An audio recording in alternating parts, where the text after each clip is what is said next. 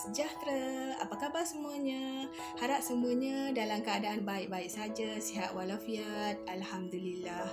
Jadi hari ini saya ingin menyambung kembali tentang 10 tips asas menuju kejayaan. Di part yang pertama lepas, saya telah menerangkan 5 tips berkenaan, dan di part yang kedua ini saya akan menerangkan 5 lagi tips berkenaan. Kita sambung ya. Yang keenam adalah disiplin. Disiplin perlu ada pada diri individu untuk menuju kejayaan ini. Kerana apa? Dengan adanya disiplin, perancangan hidup kita lebih tersusun dan masa tidak sia-sia dengan begitu saja. Disiplin ini juga dapat mengawal diri kita ni dari segi emosi kita, dari segi pemikiran kita, dari segi tingkah laku kita sekalipun.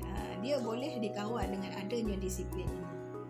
Dan orang yang ada disiplin ini, dia lebih berfikiran terbuka dan dia berfikir dahulu sebelum bertindak.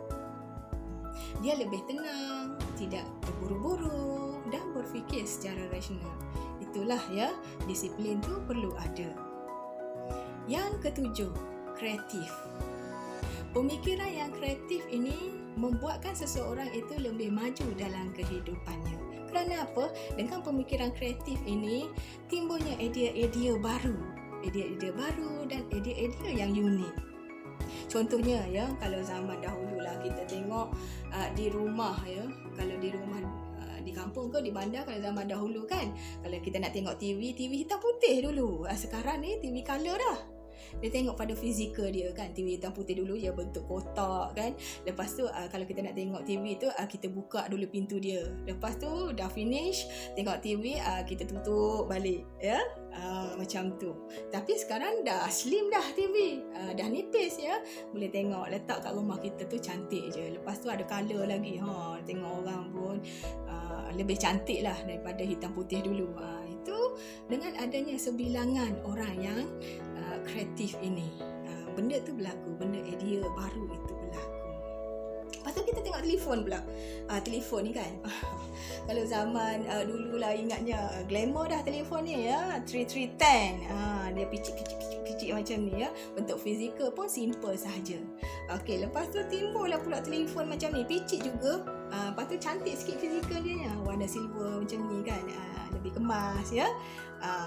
Picit lagi ya. Masa ni internet tak boleh gunalah ya. Okey, sekarang kita tengok telefon ya, touch screen. Gitu je. Bentuk pun cantik, simple. Tak kira lah brand apa, Asus ke ya, Samsung ke, Vivo ke, Oppo ya. Sekarang dah touch screen. Kerana apa? Ada individu yang beginilah, yang kreatif ya. Lepas tu dari segi teknologi kita kan, dalam bidang radioaktif misalnya. Radioaktif ni bidang yang boleh mengancam nyawa manusia lah ya, dengan untuk menghasilkan bahan kimia. Kita ingin menukarkan tenaga manusia kepada alat-alat automatik. Alat-alat automatik itulah yang kita perlu kreatifnya macam mana ni ya, untuk dia berguna untuk menggantikan tenaga manusia. Jadi manusia tidak diancam nyawa oleh kerana adanya alat-alat automatik yang sebegitu. Okey, itulah ya, individu yang kreatif penting dalam menuju kejayaan. Seterusnya, bekerjasama. Ya. Yang ke-9 ya, bekerjasama. Bekerjasama ni perlu ada dalam setiap apa kerja yang kita nak buat ya. Kalau kita melakukan seseorang tidak mungkin berjaya dengan cemerlang. Contohnya kalau kita buat projek ataupun program yang besar, event yang besar kan, kita kena ada AJK persiapan tempat, AJK hadiah, AJK makanan ya, AJK PA system ya. Itu memerlukan kerjasama pelbagai pihak untuk menjayakan event tersebut. Itulah, kerjasama tu penting. Kalau kita buat seorang-seorang, mampu ke? Kita tak mampu kan? Tak jadinya sesuatu projek atau event tersebut. Kalau di sekolah begitu juga ya. Kita bekerjasama dengan guru kita. Ya, kita belajar. Ya, kita perlukan ilmu daripada guru kita. Tak mampunya kita duduk seorang tu, sekolah tak belajar, tak apa. Lepas tu pergi dalam exam, kita berjaya dengan cemerlang dalam exam tersebut. mampu macam tu, ya. Kita memerlukan ilmu dan panduan daripada guru. Maknanya kita kena bekerjasama, ya. Jadi kalau nak orang tolong kita, kita kena tolong orang, ya. InsyaAllah, ya, orang akan tolong apa yang mampu. Orang akan ingat balik, akan tolong kita, ya. Bekerjasama penting untuk menuju kejayaan. 10 adalah menjaga kesihatan. Maknanya kesihatan ni berkaitan dengan pemikiran kita juga. Kalau kesihatan kita baik, insya-Allah pemikiran kita boleh berfikir secara baik, ya. Kalaulah kesihatan kita merosot, pemikiran juga terganggu. Boleh berfikir secara, kita demam kan, kita nak fikir macam mana, panas badan, tak selesa. Kita tidak boleh berfikir dengan baik. Ya. Kesihatan sinonim dengan pemakanan. Ya, pemakanan ni perlulah seimbang. Ya, seimbanglah. Ya, seimbang dari segi karbohidratnya, ya, proteinnya, ya, garam mineralnya dan yang terhasil daripada sayuran dan buah tu. Ya, lepas tu lemak kena kurangkan lah. Ya, jadi gemuk pula, jadi gempal lah, ada timbulnya penyakit lain pula di situ. Okey, lagi kita perlukan senaman, bersukan, ya, riadah, ya. Yang ni juga membantu kita mengeluarkan peluh dan juga lemak pun dibakar. Di samping itu, orang yang bersukan ni, dia jantung dia kuat, ya. Dan juga hilang stres, ya. Kurangkanlah stres yang dia hadapi, tekanan dalam hidup dia dengan kita melakukan aktiviti bersukan, dengan bersenam, jogging, beriadah ini mengurangkan tahap tekanan dalam hidup kita. Di samping pemakanan, senaman, kita juga perlukan rehat, ya. Kita bekerja tak rehat tak boleh juga, ya. Penat, ya. Kita perlukan rehat. Depend lah pada seseorang itu cara rehatnya macam mana. Ada orang yang kalau rehat dia mendengar lagu daripada radio.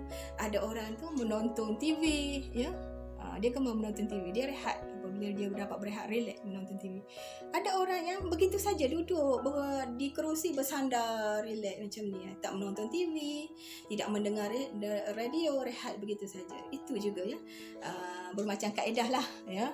Depend pada seseorang itulah untuk rehatkan diri dia macam mana. Tidur juga, ya. Tidur pun penting. Ya, tidur yang cukup menyebabkan badan kita sihat, ya. Baik, ya. Itu yang ke-9, ya, menjaga kesihatan. Yang 10 last sekali, personality yang menarik. Ya, personality yang menarik ini, personality ni lahir daripada sikap kita, sifat kita dan tingkah laku kita membentuk perwatakan kita. Itu personality. Contohnya lah, kalau kita pergi kedai A, ya, kita nak beli barang ni, ya, beli barang, kita pergi ke kedai A dan kedai B. Kita pergi kedai A ni, kedai A pemiliknya melayan kita dengan senyum, dengan ramahnya, ya, berbudi bahasa tinggi, jujur menerangkan barang yang kita ingin beli tu, tidak mudah marah, ya. Ada setengah pemilik kedai tu, apabila kita pergi tempat dia, kita nak ingin diterangkan barang yang kita nak beli tu, ada cepat marah. Kenapa tanya berkali-kali ni? Okey, dia tidak marah, dia menerangkan lagi sehingga kita berjaya hati kita ni terpaut dengannya. Dia senyum kan. Okey, kita pergi ke kedai B. Kedai B ni pula daripada kita jauh lagi, nampak masamnya muka dia, pemilik kedai tu. Masam. Lepas tu kalau kita tanya banyak kali, dia mulalah nak marah. Dengan mukanya nak marah. Okey, baik. Kalau kita nak suruh terangkan barang, tidak jujur, dia tak, baik barang ni tidak jujur, padahal barang yang kita beli tu tak baik daripada kedainya. Mana kita nak pergi? Kita mestilah ke kedai yang A tersebut kerana dia mempunyai personality yang menarik. Ya, itulah untuk menuju kejayaan ini kita perlulah ada tips-tips yang sebegini, ya. Yang saya ulas ni di part yang kedua ini berkenaan dengan disiplin tadi, ya. Yang ke-6, yang ke-7 kreatif, ya. Yang ke-8 bekerjasama, Ya, yang ke-9 menjaga kesihatan kita. Yang ke-10 personality yang menarik. Ya, itulah ya 10 tips asas menuju kejayaan. Part yang pertama 5, part yang kedua ni 5. 10 semua. Dah habis tip asas menuju kejayaan. InsyaAllah ya, kita akan berjumpa lagi. Saya akan menerangkan lagi perkara-perkara lain di channel saya ini, insyaAllah. Amin. Jumpa lagi. Assalamualaikum dan salam sejahtera.